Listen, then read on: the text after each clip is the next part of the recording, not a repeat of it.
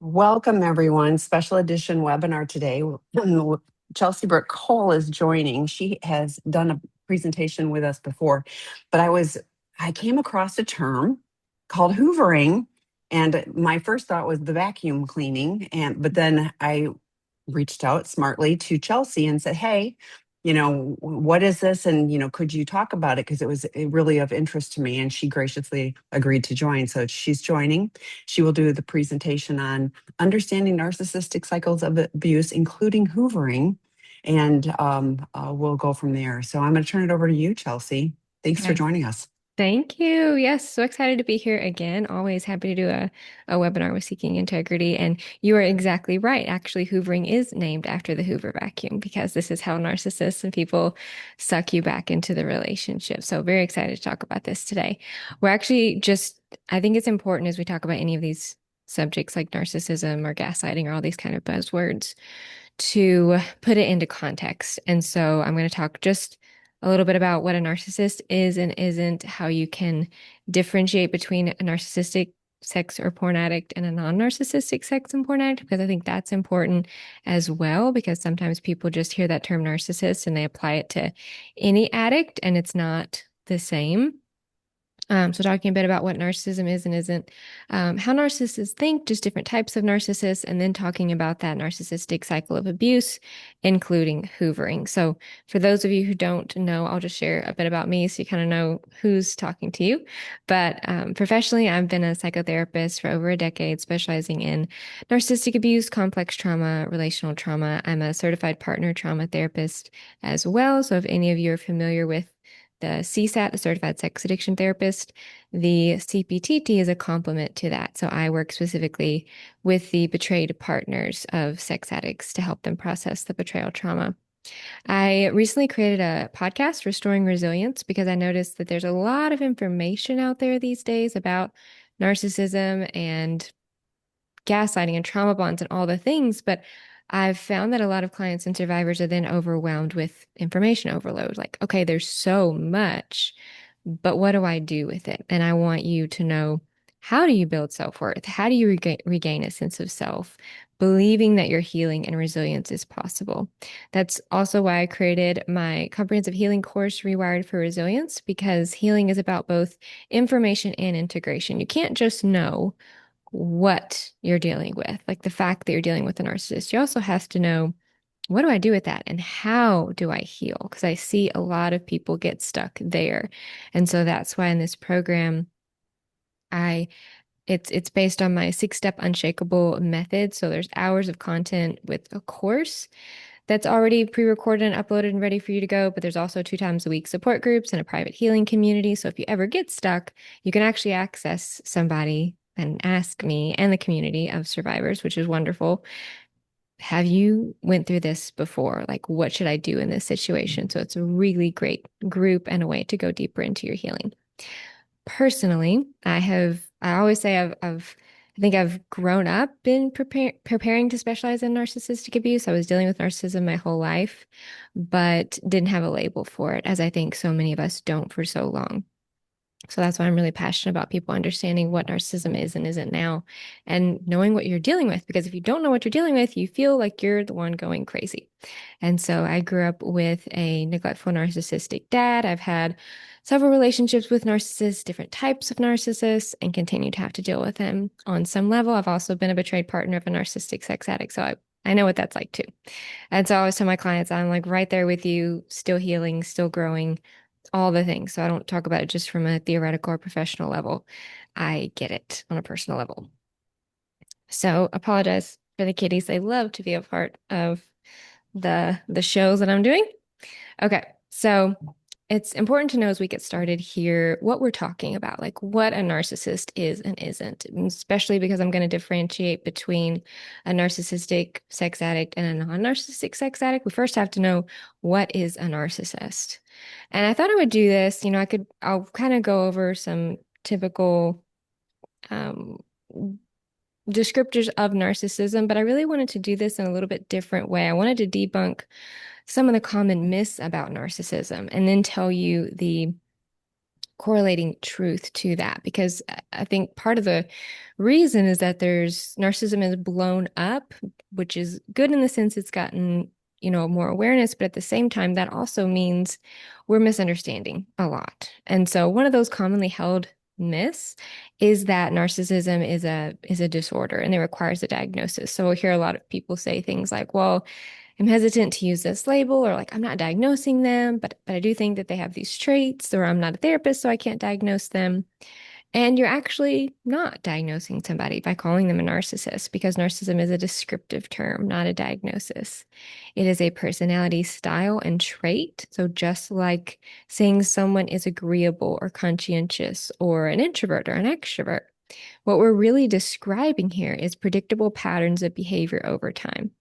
Just like if I say someone is an extrovert, then you have an understanding of what that umbrella term extrovert means. It means that they gain energy from being around other people. They're probably perceived as friendly and energetic. So when you say the term narcissist, you're describing someone who displays a pattern of selfishness. They're grandiose, they're entitled, they're validation seeking, they're exploitative, they're very antagonistic. They have that antagonistic high conflict quality about them. You're not diagnosing them, you are describing them. It's also a myth that all narcissists are just loud and grandiose. I think this is really important. That's why I wanted to briefly cover the different types of narcissists, because when we hear that word, we're often thinking of the grandiose narcissist. We're thinking of somebody who's charming and charismatic, but outwardly arrogant and quite entitled. But their charm often makes them quite likable, quite successful. But narcissism, as a personality construct and style, doesn't just include the grandiose side. It's actually a mix of both grandiose and vulnerable traits. So you can think of it like a coin. The coin is narcissism, but one side is vulnerable, the vulnerable traits, and the other side is the grandiose traits. So any narcissist will display at different times grandiose and vulnerable traits. The fluctuation that you see is mainly dependent on their level of supply at the time, meaning the more supply, the more attention, validation, praise, recognition they're getting. Life is going their way. They just got a promotion. Someone just flirted with them. They're feeling good about themselves. Then the more grandiose they're going to look, meaning entitled, arrogant, charming. I'm on top of the world. I'm the best. The less life is going their way. Maybe when they're not getting the supply and attention, they just lost their job. Maybe their spouse or partner just left them. Life is just not going their way. You're going to see more of that vulnerable side come out, the defensiveness, the victimized mindset, the hypersensitivity to criticism, the fragility. It's like you feel like you're walking on eggshells. You can't say anything to them. But the number one trait across the board in narcissism is actually not selfishness, although that is a very core trait of narcissism. It is entitlement. Research says that across the board, despite the types, entitlement is at the core of narcissism. It is at the heart of everything they do. It is why they believe they deserve special treatment, not because they've earned anything, not because they've worked hard, simply because they exist. It is also why they believe the rules don't apply to them. They should be able to do what they want, when they want, how they want. It's why you can't ever have a balanced relationship with them, because they have one set of rules for them and one set of rules for you and other people. So when you have these conversations where you're walking away thinking, who do they think they are? Like, who does that? Who treats people like that? You are witnessing their entitlement. So let's break down just a few of the behaviors of narcissism. Like I've said, there's an excessive need for admiration. It's almost like the air they breathe. Everybody likes to be validated and admired every once in a while, but you don't stop doing things just because you're not getting praise for it. But a narcissist absolutely will. It is what feeds them. Grandiosity. Narcissists live in this distorted reality. They believe they're exceptionally unique or special. They have very superficial relationships. And they are very superficial. So they don't tend to go deep in relationship. They don't create really deep, meaningful connections. Relationships are quite transactional. If it benefits them, they're in it. If it doesn't benefit them, then they start to disengage or pull away from it. They have variable to minimal empathy. So if they show any empathy, it's very minimal. Again, it's probably related to their supply level. Things are going pretty well. they might have a little bit more room to be a little bit less antagonistic, maybe not so critical, but that empathy, as soon as you think, oh, maybe they start to care, it goes away. It's very unpredictable. And then that interpersonal exploitativeness is also a big sign of narcissism. They use people as pawns to get what they want. So they lie, charm, manipulate, just depends on what they need from you at the time. So, with this in mind, I also want to point out another myth that everyone is just a little bit narcissistic. This really speaks to the fundamental misunderstanding of what narcissism is, because saying everyone's just a little bit narcissistic is like saying an introvert is really just a hidden extrovert when they're socializing with friends. The introvert didn't become an extrovert. You understand they're still an introvert at heart. They're just socializing. So you can have a selfish moment. That doesn't mean you are a narcissist. You're just having a selfish moment. You might be at times a little bit, let's say, entitled about something. But then if you are, then you feel really bad about it. And then you go back and you're like, I don't want to be like that. So you can have a moment of something that doesn't then make you a narcissist. Narcissism is those predictable, consistent, pervasive patterns of these behaviors over time. And this is important to know because all addiction is going to make someone look selfish, particularly, I mean, a sex or porn addiction, they are acting in a very selfish way. That doesn't automatically make them a narcissist. And I'll talk a little bit more about that in a minute. But finally, it is also a myth that love can fix narcissism, that so many people, so many betrayed partners will think if I just give them what they need, maybe if I just love them the way that they didn't get it as a child, then maybe these abusive behaviors will stop. But I really want people to hear, even though it's hard to hear, that trauma doesn't cause someone to abuse you. Trauma can cause post-traumatic stress symptoms, rumination, hypervigilance, flashbacks, irritability, difficulty concentrating.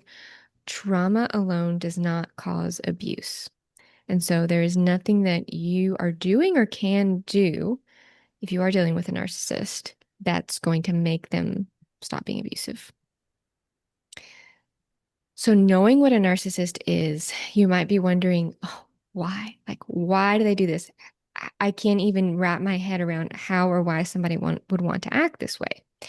And it's much different than what motivates a healthy, empathetic person. And the worst thing we can do, which is often the first thing that we do, is try to understand a narcissist from our perspective. You start thinking about how would I ever act that way? Like, how could I ever see myself engaging in that kind of behavior? And you try to do this weird wraparound where you think you put yourself in their shoes and try to imagine ever treating someone like they do. That will never make sense. And it's going to keep you stuck because you're starting from the wrong foundation. Narcissists do not operate the same way that a healthy, empathic, rational person does. So I wanted to just give you an overview of what motivates a narcissist. Why do they do what they do? Because this is the foundation you have to understand of the person you're dealing with if you're dealing with a narcissist.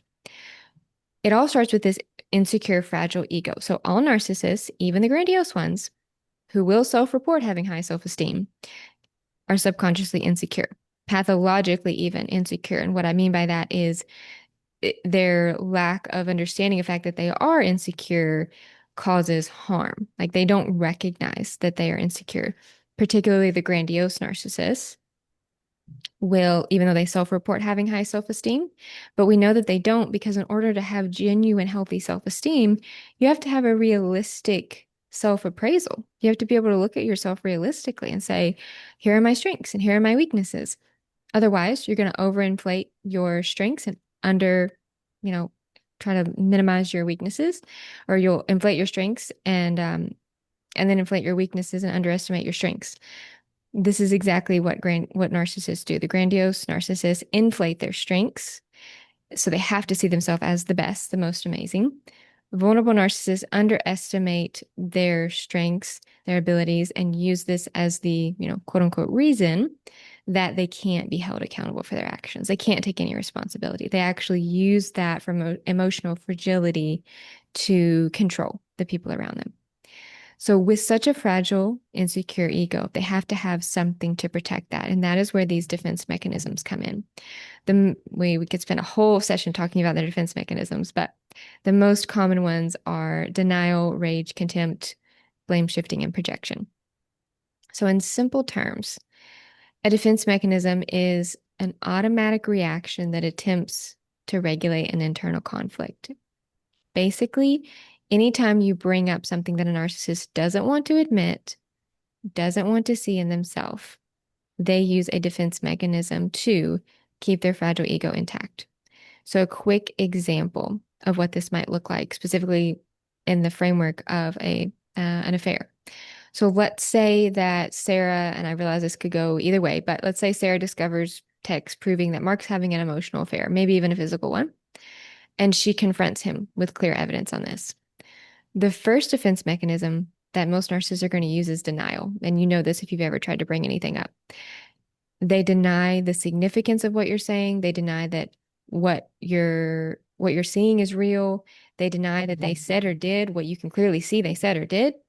So in this example, Mark might say something like, "You're reading that wrong. That's not what that is. That's not what that text message means," with the goal of making you doubt your perceptions right from the beginning. If that doesn't work, if you keep pushing and you say, "No, I have evidence. I see what it is," a lot of times they will escalate to some kind of rage or passive aggressiveness or criticism. Then they might go into something like, "You know what? That is a disgusting invasion of my privacy. I can't even believe that you looked into something like that. I can't believe you have my phone." And oftentimes this can get you on the defensive, which is part of the narcissist plan, is to get the focus off of them. If you start defending yourself, you're no longer looking at them to take accountability. They continue to escalate that sometimes with contempt, which is this self-righteous judgment of looking down on you. Like, "You know what? This is your insecurity coming out. This is your paranoia. This is why I can't talk to you. This is why our relationship isn't working." So then they start to degrade you rather than address the evidence that you have. They'll then blame shift. "You know what? If you had been more present in this relationship, I wouldn't have had to have this relationship. This never would have happened." Which is a really strange one with blame shifting, because sometimes in those moments they're admitting what they started the conversation denying. So you can see how in something like that, "You know what? This wouldn't have happened if you," well, now they're admitting that it happened. So you can see the crazy making that can happen in these conversations. And then the projection, where they accuse you of doing what they're doing. So Mark might say something like, "You're the one trying to blow up this marriage. You've been ignoring me for years, putting your career first." Basically accusing her of not being invested in the marriage when it's actually been him. So you've got that insecure core. You've got the defense mechanisms to protect the insecure core. So they have to have something to feel good about themselves. And so that's where the validation seeking comes in, aka the narcissistic supply. Narcissists are highly motivated to get supply because it is their version of self-esteem. It is how they regulate their emotions, how they feel good about themselves, have the energy to carry on about their day. This is why narcissists can be quite successful in workplaces, in community, in church, because they put a lot of effort into the things that other people are going to see.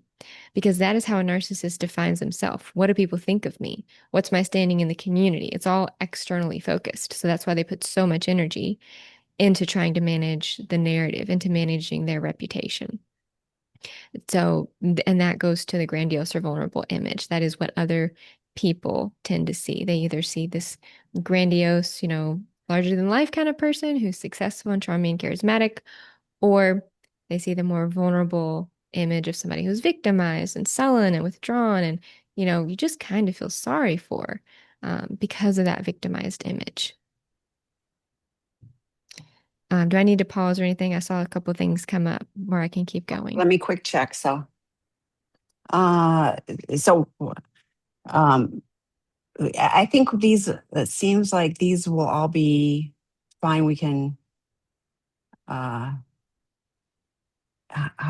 so continue. I'm making Okay. some notes myself too, but yeah, let's continue, because you're putting all the puzzle pieces together. So I think this is super helpful. Okay, great. All right. Well, let's briefly cover the 6 types. I do go into more of this in my course and in my book. So if you want to do a deeper dive, I have it broken out there. But I just wanted to briefly touch on this. I know we also want to get to that cycle of abuse and Hoover, because different narcissists can have a different look and feel. And I think that's really important for people to know. You can overlook someone as being a narcissist altogether if they don't look like what you expect a narcissist to look like. So I think we're pretty familiar with the grandiose, that arrogant but also charming presentation. The vulnerable, often called the covert narcissist. So if you see in social media, you see, oh, they were a covert narcissism because their narcissism was hidden. Really, we're talking about in the literature, we're talking about a vulnerable narcissist. Vulnerable narcissists have one of two presentations, depending on what fits them best at the time. They can either look very nice, almost too nice, like they have something to hide, or they can come across as very victimized, sullen, withdrawn, depressed. Even therapists a lot of times will treat vulnerable narcissists for depression because that's what it looks like they have. And you feel very sorry for them. You feel pulled in by pity. And so for us helpers, fixers, these kinds of narcissists can be that can have this vortex that seems to you fall into when you're around them because they just seem so sad and you want to help them and they seem innocent. And that's, I think, what makes them so dangerous. But if around you stay around them enough, you'll also notice that they can be very ruminative, very angry, very contemptuous. They kind of have this view of why is the world treating me this way? Why is everyone out to get me? Why doesn't anything go my way?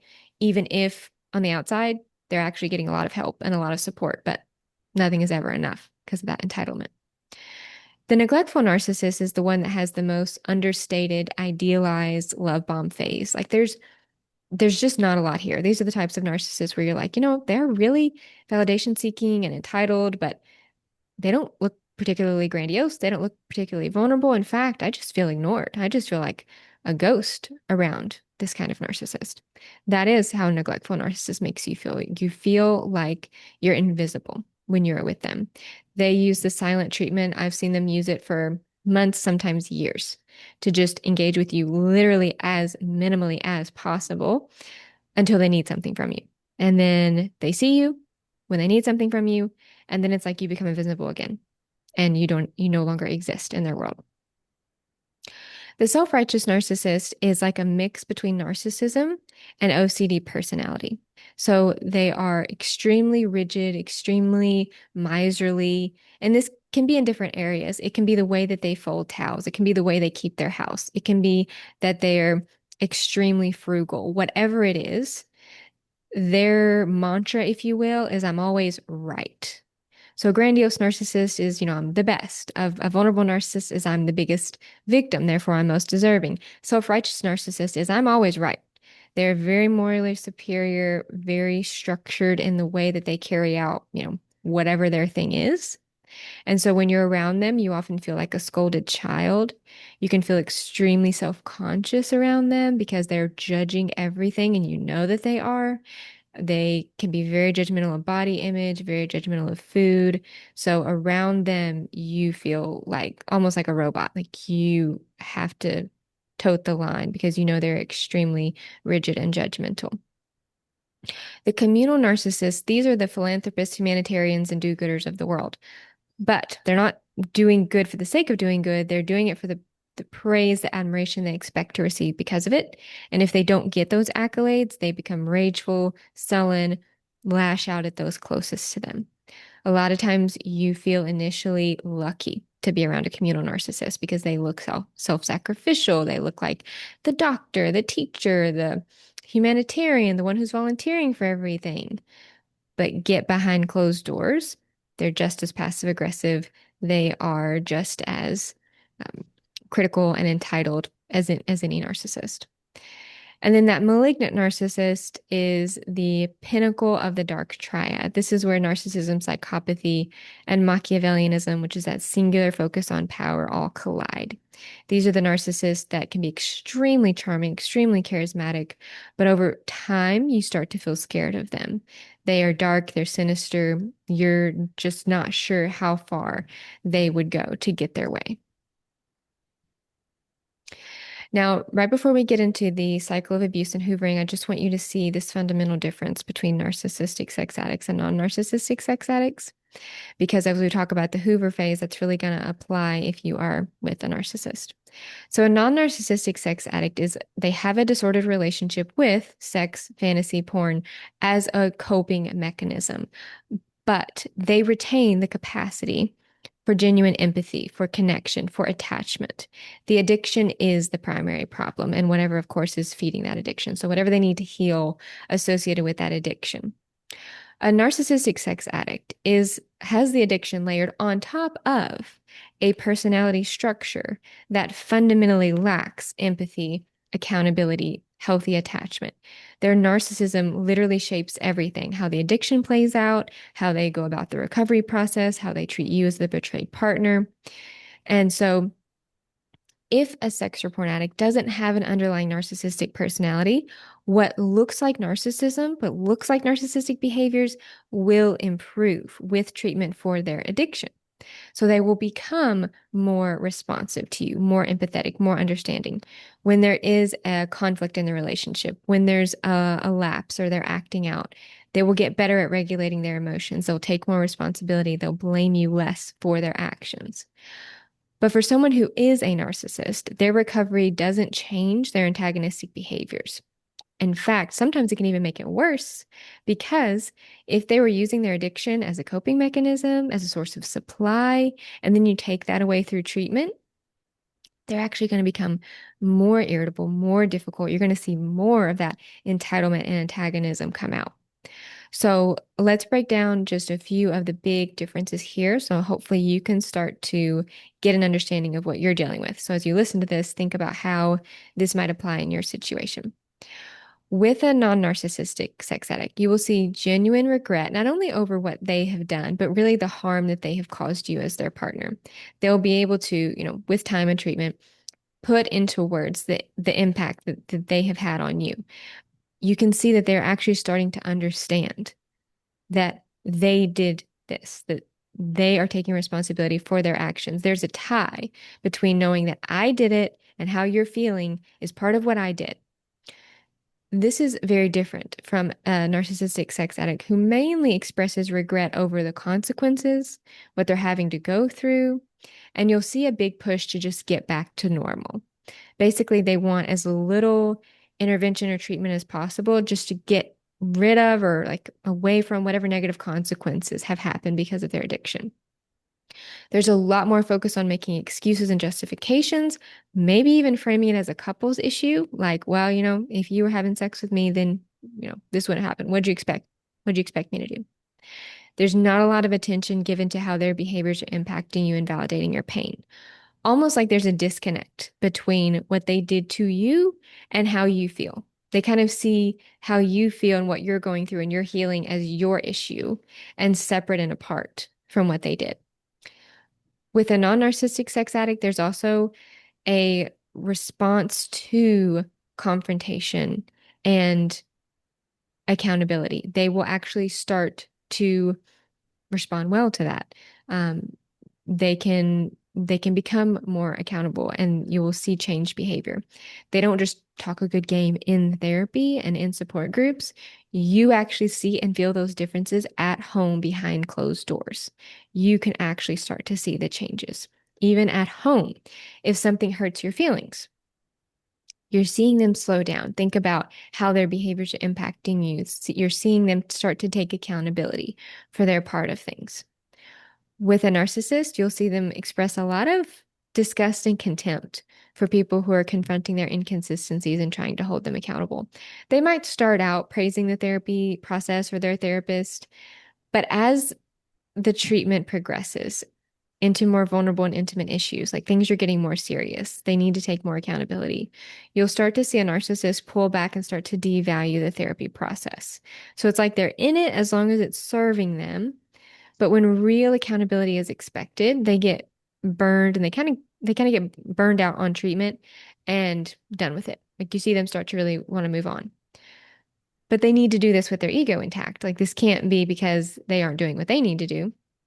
So they'll start saying things like, I think I'm really beyond this treatment. I don't think that this is working for me.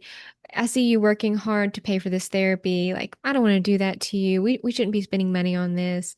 These people don't get me anyways in this support group. I think they're making it worse. Or, my therapist says I'm doing great. I don't think I need this anymore. And they hold the most contempt for you as the betrayed partner because you're the one who actually knows whether they're making progress or not. So they have to devalue you to deal with their own shame and the fact that they really aren't changing and that they really aren't taking this seriously. This goes into the next main difference, which is that non-narcissistic sex addicts are able to hear and integrate feedback from their partner over time and the impact that they've had on their partner. Over time, their ability to sit with their own shame and hear about you and how they've impacted you grows. You feel safer over time opening up to them because they are more consistent. They are showing up for you, and you start to be able to trust that. A narcissist, on the other hand, consistently says and implies that your reactions, your behaviors, that's part of your action or part of your healing and something that you need to deal with. That's not something that they need to be held accountable for. There's a lot of expectation for like quick healing, quick moving on from the hurt, especially if they're involved at all in treatment. They expect trust to immediately be given back just because they're in treatment, and they're very impatient with your recovery process. And then at the end of the day, I think the biggest difference is just that what looks like narcissistic behaviors does not get better if you are dealing with someone who has a narcissistic personality structure. But for somebody who is in treatment for addiction and they are following the steps and the guidelines, then what looks like narcissism does get better because it wasn't real, narcissism as a personality construct. It was selfishness based on the addiction.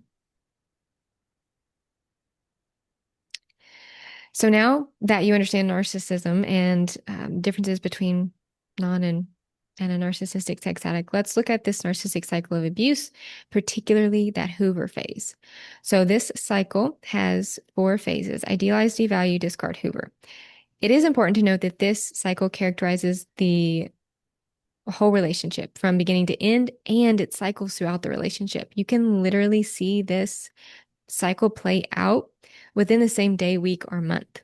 You could spend a great day together, then be devalued the next day, be given the silent treatment the next day, and then they act like nothing happened at all the following day. And so this cycle, it can, cycle through very rapidly. So idealize, this is often called the love bombing phase. This is the phase of excitement, hope, grand gestures, intensity. This is often how the relationship starts in the beginning.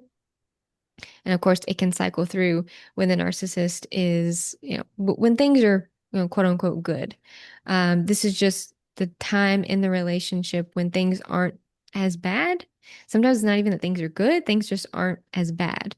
Maybe you feel like you're building connection or what you hope is connection. The devalue phase, this is the phase that's full of all the things you hear about in narcissistic abuse. They are manipulating you, belittling you, gaslighting you, crossing boundaries, smear campaigning. This is when the relationship really turns cold, turns chaotic, it's unsettling, it's confusing. Things can be going so well, and then all of a sudden, it can feel like they just become angry and resentful, contemptuous. They're throwing a lot more guilt trips. They're being passive aggressive. You can't do anything right. Oftentimes, that devalue phase will trickle down to a discard, which has a couple options for what it can look like. Option 1, narcissists just completely leave the relationship. You are physically and emotionally discarded. They just walk away. More likely is option 2, where narcissists stay in the relationship, but act in ways that are highly disrespectful to emotionally discard you, cheating, betraying you over and over again, making decisions that impact you without consulting you, giving you the silent treatment. It's like they're completely emotionally checked out. After the discard phase, of course, some narcissists completely in contact with you, so then the Hoover phase wouldn't apply. But for the most part, narcissists come back after the discard with the Hoover. And yes, it is named for the Hoover vacuum, which is that they are trying to get you sucked back into the relationship. Or they act like nothing happened. So Hoover can look a few different ways, and I'll actually talk about different types of hoovering, but because sometimes people are like, they don't really do anything great or good. They just start acting like nothing is wrong. That's part of the Hoover too. But hoovering is especially challenging and can be difficult because it's like love bombing 2.0. Now they have information to use against you. If they've been in a relationship with you, then they know your vulnerabilities, your fears, your wishes, your hopes for them, for the relationship. You have a previous attachment to them. They might start guilting you to get you sucked back in by pity. Maybe they agree to do all the things that you've been asking them to do. They start going to therapy. They start taking responsibility, or at least saying that they are. They start using the phrases that you have wanted them to use and saying the things you wanted them to say. And this can be so difficult because if this is an important person to you, you want the relationship to work out. This is a phase that can be met with a lot of hope, a lot of trepidation, a lot of uncertainty, but a lot of hope. Because the Hoover phase can look like they finally get it. Maybe we can have a relationship or a good relationship. Maybe they finally see what I'm saying. Maybe all the years that I've invested, it's finally paying off. So that gravitational pull to open yourself up, to trust this, to trust the relationship again, to give them a second chance, third chance, fourth chance, can be so big. And that's where a lot of shame can come into because then you can, if you really were considering leaving the relationship, you can start thinking things like, well, who would I be now if I left my marriage? Or what kind of person leaves when things are going better? And if this isn't the first time that this Hoover phase has come around, you can start to feel like or think that maybe you're part of the problem. We can start to think things like, well, maybe I am a glutton for punishment. Obviously, something is wrong with me. I mean, this isn't the first time, and I stay and I keep coming back. Maybe I'm part of the problem. And this is why it's so important to know this cycle because there's nothing wrong with you. You're having these kinds of thoughts because you're being abused. You are thinking this and having hope because your nervous system has been completely dysregulated because of this cycle of abuse, but you don't know that you're in it. I often say narcissistic abuse is like being in the middle of a tornado, but not knowing it's a tornado. You don't know what's happening until you step out of it and you're like, oh, well, of course that was happening. Of course that was crazy making. I was in a tornado, but you didn't know it. So I like people to see what's going on here in this greater context so that you understand how Hoover comes about. And specifically, if you are with a narcissistic sex porn addict, let's talk about what often triggers that Hoover phase. So a lot of times, um, it is Hoover comes around when you're actually healing, when you're maybe pulling back because you're getting emotionally stronger, you're disengaging, you maybe find out about the acting out behavior, you leave or you threaten to leave. They sense they are losing control of you because the Hoover phase is really about regaining control. Narcissists are very aware of when a power shift happens in the relationship because they always view the world from a one up, one down perspective.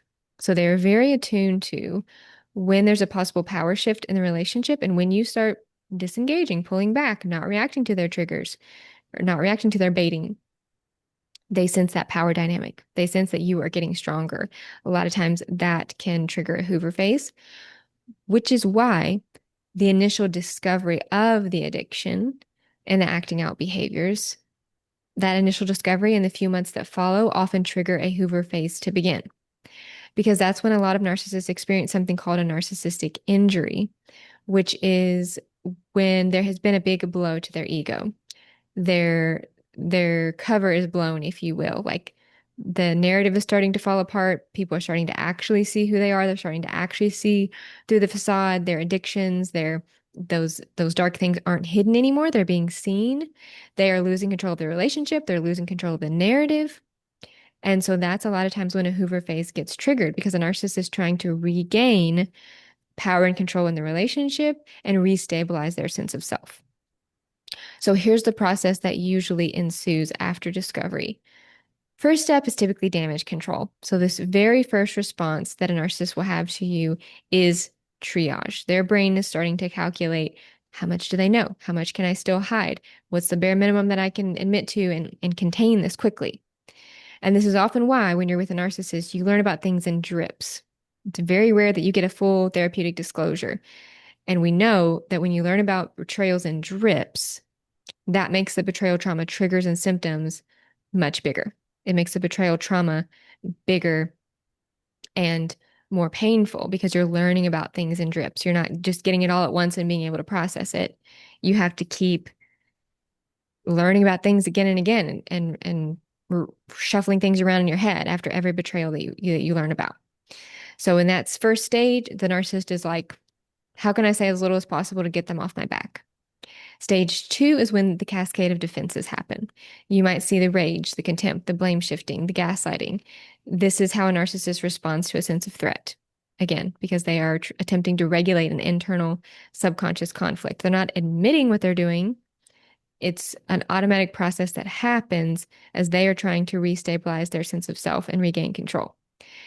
And then after the defense mechanism, if if you still say no, this is not okay. We cannot continue in this. You have an addiction. This is a problem. A lot of times you'll see a rapid pivot to the hoover. So the moment that they realize you're serious or the defense mechanisms aren't working anymore, the hoover can activate.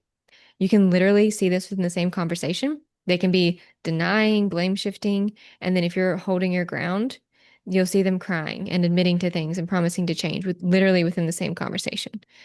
Of course, anybody who gets caught in a betrayal can have a sense of panic and, making promises. But the difference is that a non-narcissistic partner's remorse is about what they did to you. And it's often coming from the recognition of, what have I done? Like, what have I made of my life? A narcissistic partner's hoover is about what losing you does to them. And if you just discovered their addiction too, they may be losing their acting out behavior, their primary source of coping skills, and their primary source of supply, aka you, all at the same time. And that can create a level of desperation in a narcissist that can look very convincing. And they may genuinely feel like they are falling apart. That feeling for them is real, but feeling desperate is not the same as being accountable. And feeling scared of losing you is not the same thing as understanding what they did to you. And this is a lot of time the trap that betrayed partners will fall into because their pain, you may be seeing their pain, which is very real, but it's still not about you. It's still not the realization of what they did to you. It's a fear of what they may lose and then what that will do to them. So I think that's very important that you see that difference and what that desperation can mean. Last thing before I will pause, just want to go over what hoovering can look like. So the goal is the same. It's to regain control of the relationship, restore their sense of self and their facade. But hoovering can look different because different narcissists will do it differently. This is where you can see a little bit of difference in how the different types will do this. The grandiose narcissist, hoovering can look a lot like, I'm the most dedicated person to recovery. Nobody does recovery better than me. You'd be ridiculous to leave me now as well as I'm doing. The vulnerable narcissist will sound more like, how do you expect me to control my urges if you leave me? If you leave, if you walk away, you're putting my healing, my recovery in jeopardy. So a lot of blame shifting to you. So the love bombing hoover, this is overwhelming affection after that period of neglect.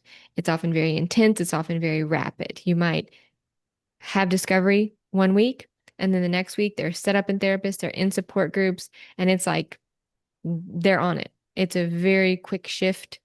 They start saying things like, I've never loved anyone like you. I don't know why it took me almost losing you to see what I had. They can start saying everything that you ever wanted them to say. And so that can be very alluring. The therapeutic hoover is where they start using what they're learning in therapy, those trauma words and those therapeutic words, to try to signal change to you. Like, look at my growth, look at everything that I'm doing, look at all the things that I'm learning. So they might say things like, oh, I finally understand how my avoidant attachment has been driving all of this. I've been in back-to-back meetings. I'm just doing so well. I'm doing the work. And so that can be very alluring to think that, oh, that they're changing. The crisis Hoover is when they are collapsing, and then that really activates your caretaking needs. They can say things like, I don't even see the point of any of this if you're not in my life. You're the only person who really knows me. Without you, I have nothing. I don't know who I would be. They might even say things that make you wonder, are they going to hurt themselves if I leave? And so the goal or the point is they are wanting you to see them in such a crisis that you're going to stay, that you're not going to walk away. The guilty Hoover is making you responsible for the consequences of basically everything if you leave. So they're going to reference how the separation might impact kids, other friends, finances. They'll say things like, "Well, I just hope the kids are going to be okay through all of this. They're asking when I'm going to come home, or I'm going to lose everything, my home, my family. You are my best friend, and I just want you to know that we did have something real." So lots of guilty comments that make it feel almost impossible to leave. The spiritual Hoover is when they start using faith-based things, religious things to try to give evidence of a transformation. I've been reading scripture every morning. I think God is talking to me. God's showing me what I needed to know. I think this happened because God wanted me to break me so I could finally be the spouse you needed me to be. So there's a lot of spirituality, scripture, religious references that is supposed to show how they're changing. The pity Hoover is basically becoming fragile and appealing to your empathy. They you almost feel like you become their parent, like they become lost and childlike, and you feel like you have to caretake for them, which is very dangerous because this is likely the role that a betrayed partner has been in for a lot of the relationship. And they start to say things like, I've never had anybody love me the way that you do. I just need one person to not give up on me. I need you to be that person. So, again, these can all overlap too. You can have mixes of all of them. But I just wanted you to see how that different flavor can look. And what's missing here in all of these statements is a specific acknowledgement of what you experienced, questions about how you are doing, remorse that doesn't circle back to them because all of those statements have to do with them. It comes back to their love for you, their pain, their breakdown, their awakening, their fear. But a genuine accountability statement that's not a Hoover sounds very different. It's basically an acknowledgement that you have a right to however you're feeling, and I, as the addict, don't have a right to dictate what that's going to look like. And so it might sound something like, you have a right, or I would understand if you would never trust me again. What I did to you is devastating. You didn't deserve it. This is on me. Like, I'm not asking anything of you. I just want you to know that I see it. So the difference is that real accountability ends with you. A Hoover statement always ends with them. The main takeaway here is that the Hoover phase is not evidence that they love you or care about you. It's evidence that you're serving an important function for them. Maybe it's making them look good. A lot of narcissists like to have the look of being a family man or being married.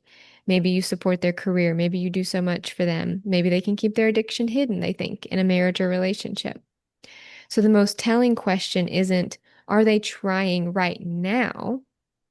But rather, what happens to this effort if I decide to stay?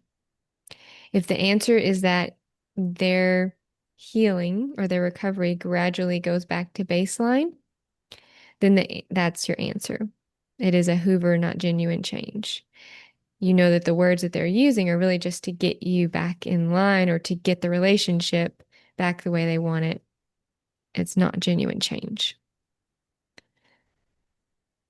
So that's the overview of all of that. Here, I'll just leave my free masterclass on the Narcissist Playbook, which is how narcissists do so much to keep you in a state of confusion. One of their biggest tricks is making you feel like everything is your fault. And so here I break down the 3 core lies narcissists use to keep you stuck and then helping you see out of that.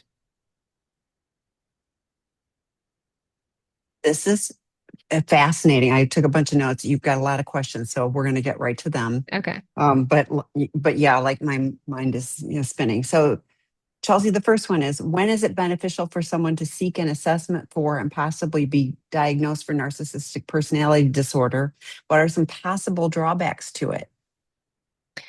I think if you are, well, it kind of depends on the situation, but the assessment and possibly be diagnosed.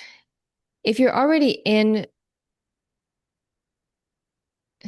if you're already in treatment and narcissism is thrown around as a possibility, then it might be beneficial to seek that assessment.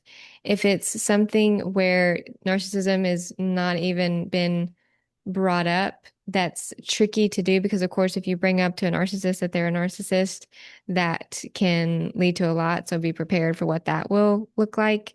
It's also possible, you do also want to make sure that you find a psychologist that's very familiar with personality disorders and make sure that they're giving them the correct assessment because these things online, like the NPI and some of these self-assessments, obviously they can lie. So you want to make sure it's a full evaluation.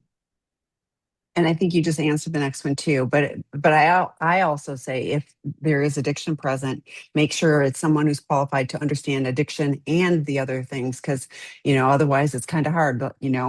Which could it be? And it could be Right. a misdiagnosis. But the next question was, does a narcissist get accurately diagnosed if they are prone to lying about themselves and others, and they are smart, know how to answer questions in a particular way? So to your point, a qualified professional that really understands this, not just an online self-assessment. Yes. Okay, so then the next one. How do you gray rock a narcissist if doing so doesn't give them supply so that they escalate tactics? So gray rock is this term where basically you become as interesting to the narcissist as a literal gray rock. You're not giving them a lot Mhm. of responses. You're disengaging from them. Your responses are very minimal. Yes, no, maybe, okay.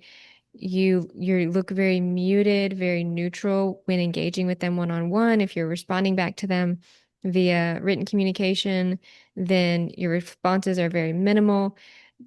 This will often, or it can escalate the narcissist for a time because they, again, since they're losing control and power, and that's what's going to escalate them. So, if that's the case, or if you feel like possibly you're in danger of just totally going gray rock, you can do something called yellow rock, which is gray rock with pleasantries.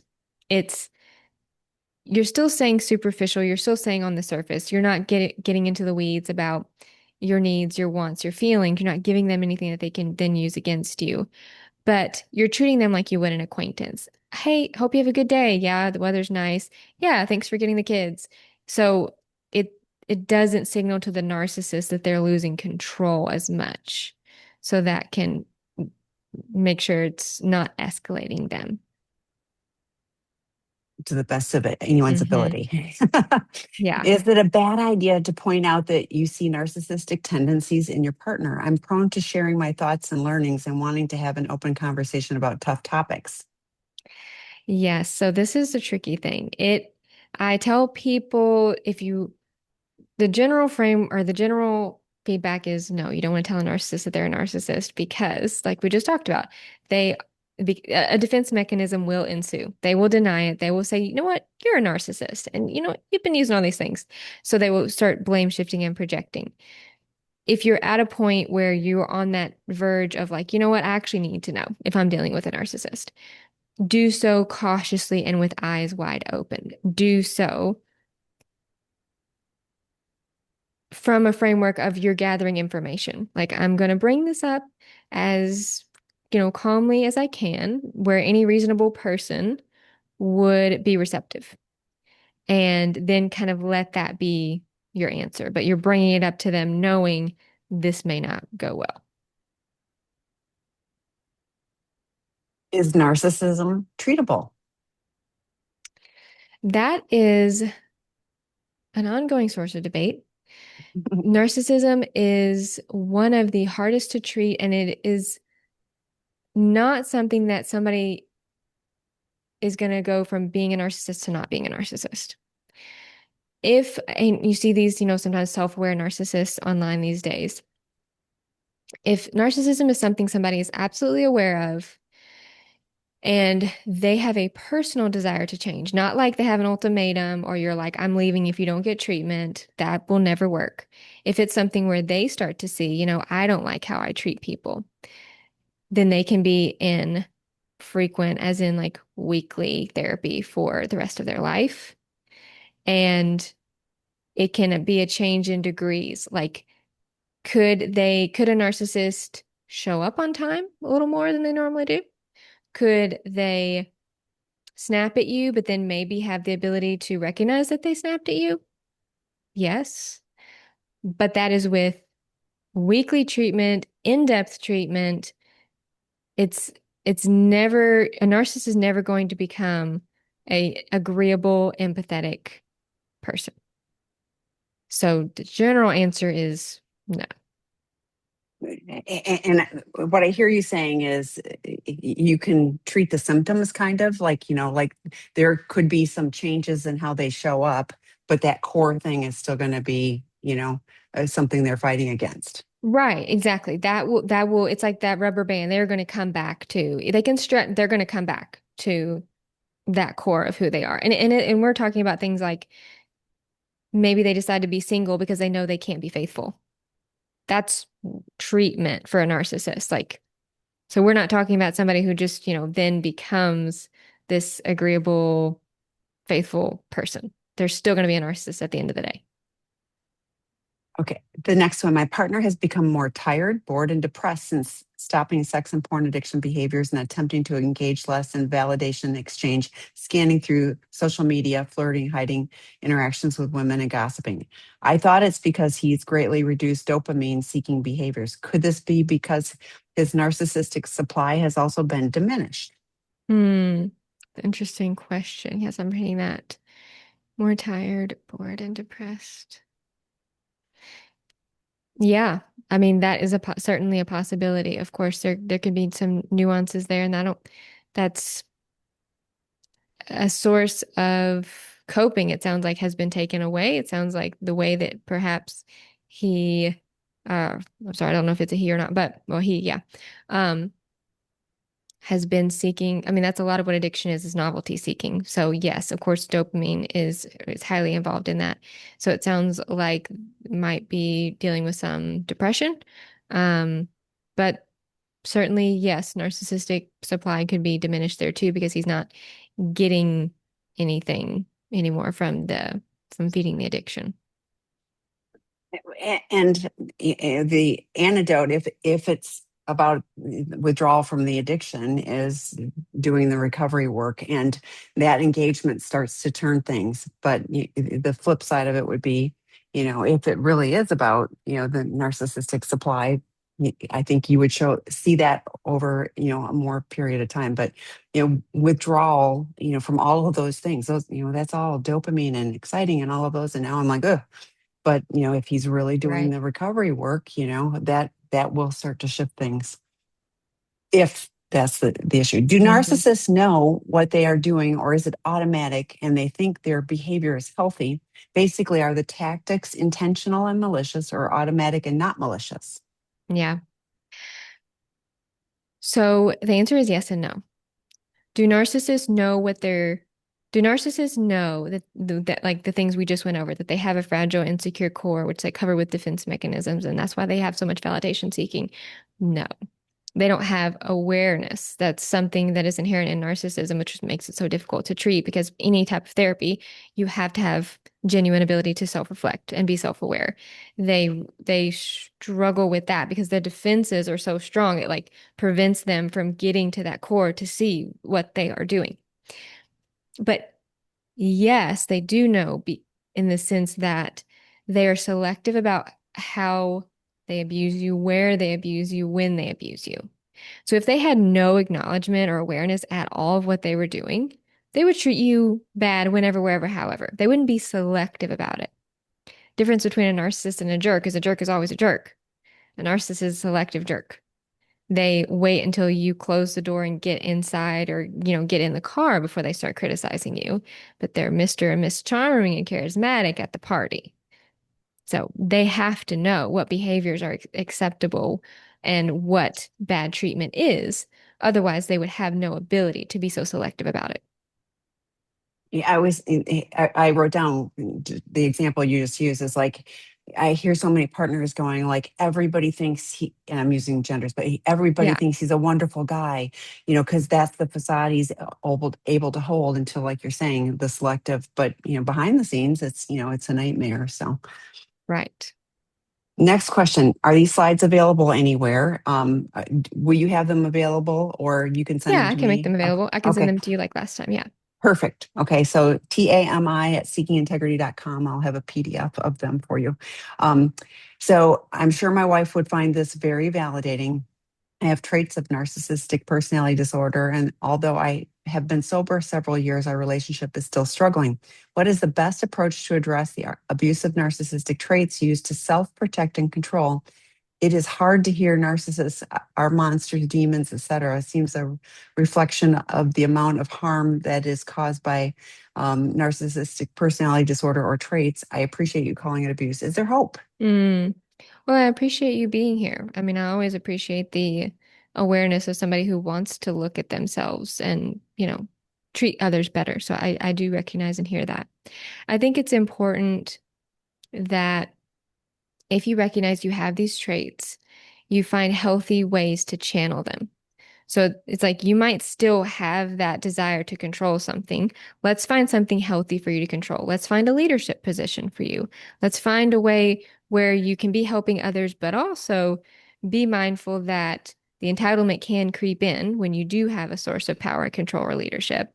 So you also want to have someone, ideally a therapist, a sponsor, something like that, where you can be very blunt and honest of like, I think this is going to my head and have somebody, be open to that accountability. If you can find healthy ways to channel that and be accountable for when that entitlement might creep back in and be open to somebody's feedback, I think that's a win-win.